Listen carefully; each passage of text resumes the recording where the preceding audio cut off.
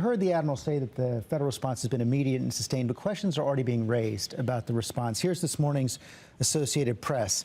Will this be Obama's Katrina? Should the federal and state governments have done more and earlier? Well, this is always the case in Washington, that whenever something like this happens, the political speculation sets in. But the truth of the matter is that we had the Coast Guard on the scene almost immediately after this accident. The Deputy Secretary of the Interior was on the ground the next day, and we've been coordinating closely with the local authorities and with the responsible party, BP, down there to deal with this from the very beginning. I'm not concerned about that. What I'm concerned about is that we do every single thing we can to remediate this problem, to stop the flow, and that's what's going on. How about the broader policy implications? Several of the president's allies, including Senator Nelson of Florida, have said that right now that the president's call to expand oil drilling should just be suspended until this investigation is complete. Do you agree with that? Well, let's understand what the president has said. All he has said is that he is not going to continue the moratorium on drilling, but he hasn't. No additional drilling has been authorized, and none will until we find out what happened here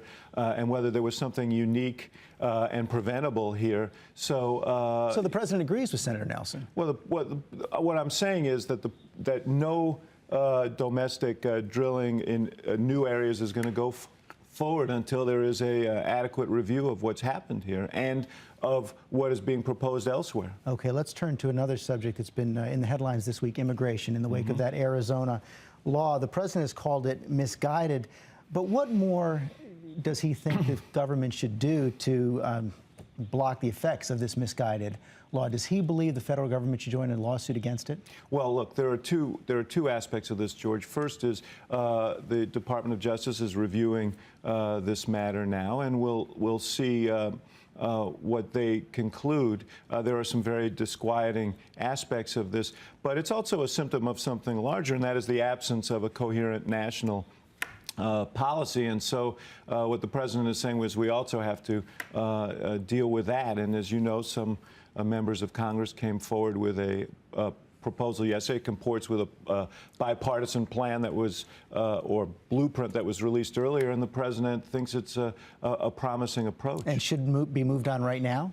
Well, obviously, this will require bipartisan support. This is not something that you can move on a partisan basis through Congress, and the president's been working for months to encourage that kind of bipartisan coalition. He's going to continue to do so. But does he think this is something that can happen this year? Because the president seemed to question that.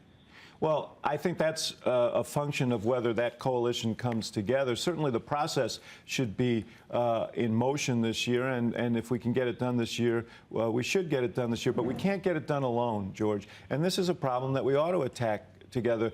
There ought to be accountability in the system, accountability at the border, accountability of employers who subvert our system by hiring undocumented workers, and accountability for those people who are in this country illegally. For boycotts of Arizona, including not having the All-Star game there next year. Does the president agree with that?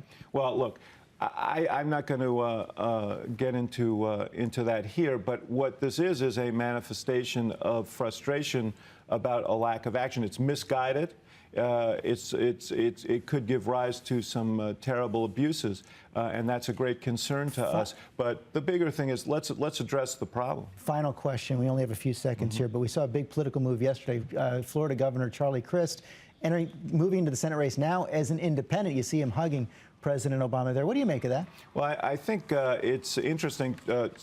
Crist was 3 years ago a sort of golden boy of the Republican Party, vice presidential possibility.